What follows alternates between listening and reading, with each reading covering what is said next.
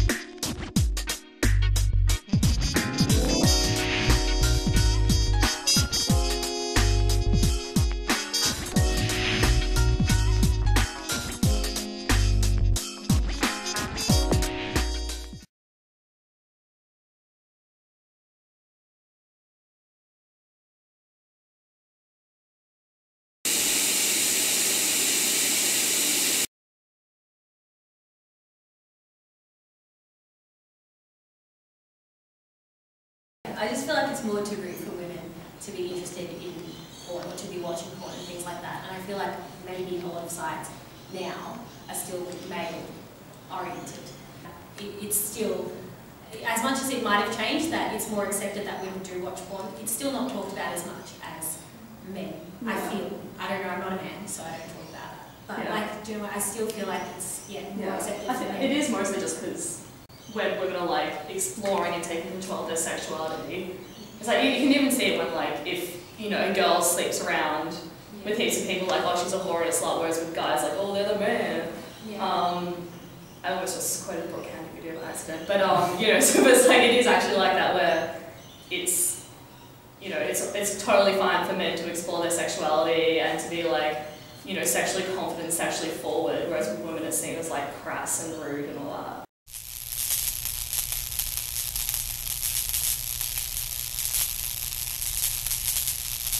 Hi there, many thanks as always to those students who helped out with this week's meLecture. Part of what you saw a couple of minutes ago and what you've already seen me do a couple of times already this trimester, using footage from 2013, points to a really big advantage of digital media that I probably haven't talked about much yet: the recyclability of material. What I like to think I do is build a data bank of material that I can draw on in subsequent activities that I take part in. Every photograph you take, every image you create, and every piece of footage that you edit may well come in handy down the track. So it's important to keep that in mind, and the more you do now, the more prepared you are in a sense for the future. And just a quick reminder about the field trip to the Jewish Holocaust Centre, which is coming up in less than a week on Sunday the 7th of September. It's still not too late to register if you want to come along. Please just take a second to fill out that doodle poll. Send me an email if you'd like to bring some people along. That's more than fine. I just need to know who and how many. And it will be a really valuable event. I cannot stress enough. We've got both highlights of the unit from last year wrapped into one, and it will be an amazing 5 hours. I can say that without sounding up myself because I don't have to do all that much on the day. We've got a Holocaust survivor speaking to us, we've got a guest lecturer, expert on our topic for this week, so I don't have to go into it too much in this video and it'll be quite short, and we'll hear more from that guest lecturer actually in a few minutes' time. And we've also got interactive workshops and an assessment workshop where we'll be able to discuss openly about things. So it will be a really valuable event. If you can spare a few hours on that Sunday, please do come along. And as you've probably seen, the Module 1 exercise results and feedback have been released. Grady and I will collaborate in the coming days to put together a general feedback document which will have points that may or may not relate to you, but just to give a little bit more feedback, we like to be as detailed as possible. And to give some more advice for the Module 2 exercise that's coming up very, very soon, I did something a little bit different today. I took the camcorder and the tripod along to one of my seminars, and I sat down in front of the camera and I started to talk about the exercise, and a number of students were sitting around and they asked some questions to contribute. So let's have a look. Hi everyone, I'm talking to you from an ALC201 seminar on Monday afternoon at about 1:30, 2 PM. I'm joined here by a number of students, and what I thought I'd do for the benefit of those students who don't always get to seminars, particularly those off-campus students, and some of whom are overseas studying, which is fantastic, is have a little bit of an open discussion about the assignment.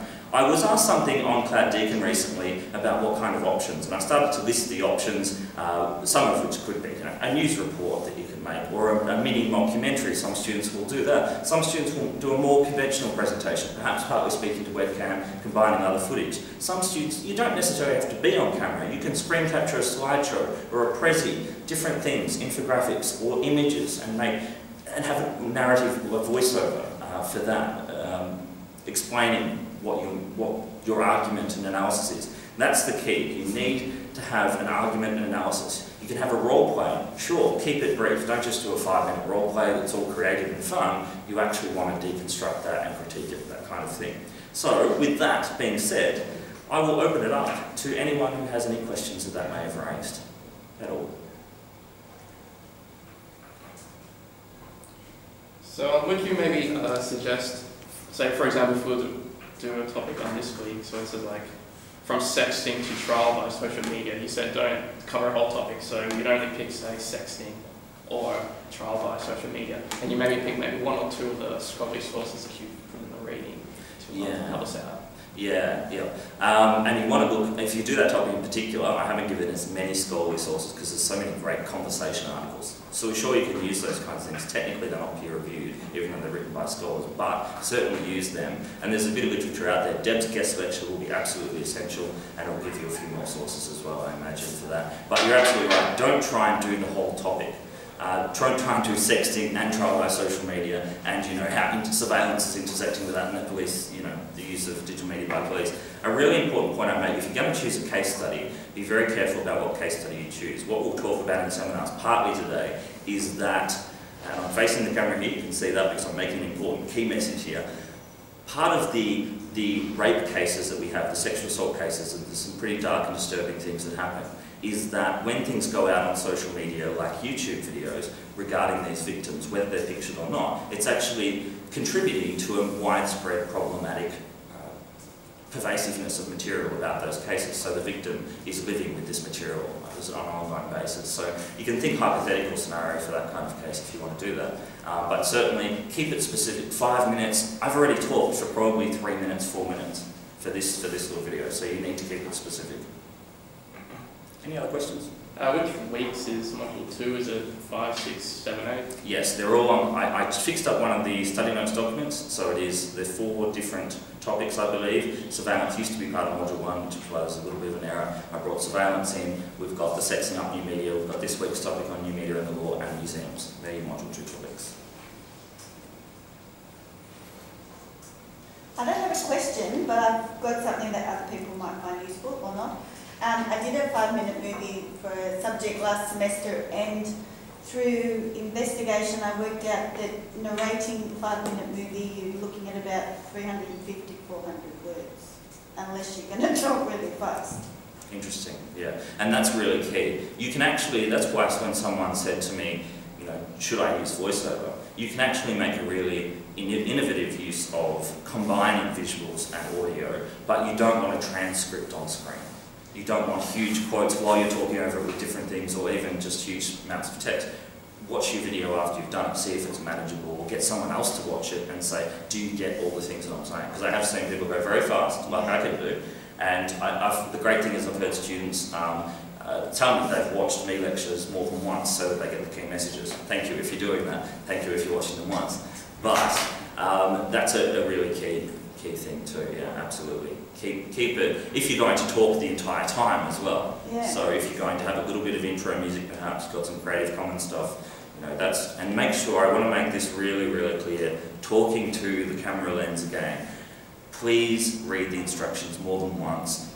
Read the instructions about your use of material and what is available to you very carefully. We've marked the Module 1 exercise. We saw things that did not necessarily gel with the instructions in this kind of area, and it will be even more crucial for the next assignment. You are putting a video out there online, and I'm trying to facilitate learning about creative uses of your own media, or finding out what Creative Commons is. And don't feel bad if you don't know what it is, because the vast majority have had 2 students probably in 2 years who'd ever heard of it. So thank you to the students in that seminar who were happy to set aside a little class time for all of you.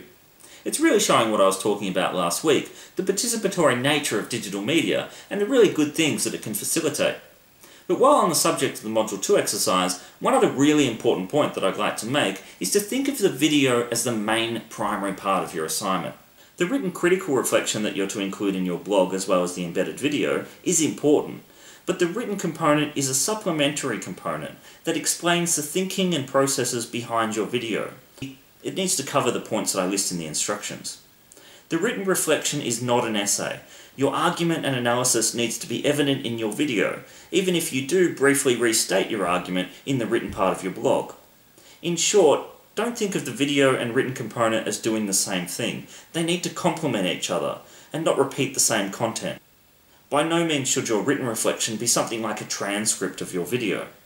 And I hope this has relieved at least some of the anxiety felt by many students in this unit who were worried about the very notion of being involved in filmmaking.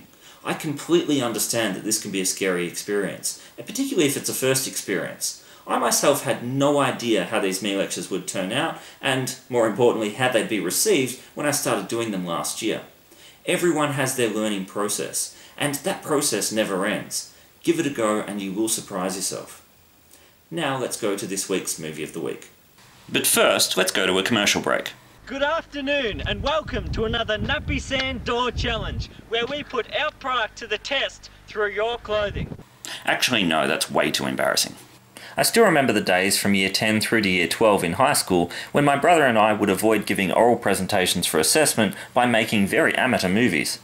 We would carry around the huge camera from the school library on our shoulder and then sit up all night with 2 VCRs, that's video cassette recorders for any young viewers who don't know, and edit some very scrappy footage together.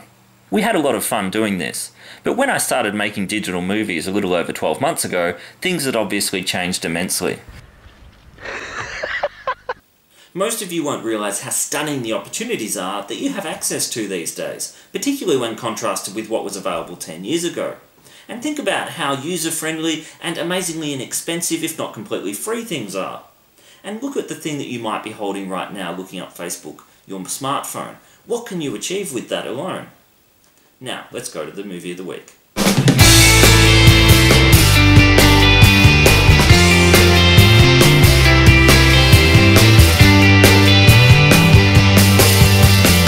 This week's Movie of the Week is a little bit hard to figure out because new media in law is not really a common thing with a lot of movies. And it'd be interesting to think, if we did have social media in some of these films, would Jack Lemmon go home and investigate a case online and get the jury kicked out rather than talking things through with the other 11 angry men? And would Atticus Finch summarise this stirring, powerful speech in 140 characters or less to put on Twitter? Or would he be too busy thinking about the status update after he won the case? But in the end, this week's Movie of the Week is Wasted on the Young. It's an Australian film from Western Australia. It's such a shame that so few people have seen it. It's an amazing film. It's about sexual assault, tried by social media, and online revenge. There's no adults in the movie, it's just kids and adolescents.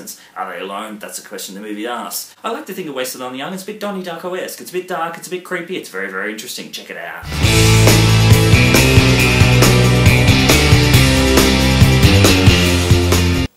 So to help us think through some of the issues we're looking at this week, and in preparation for Dr. Deb Waterhouse-Watson's guest lecture at the JHC field trip, Deb kindly agreed to have a quick chat with me about the jury system, which she has personal experience of.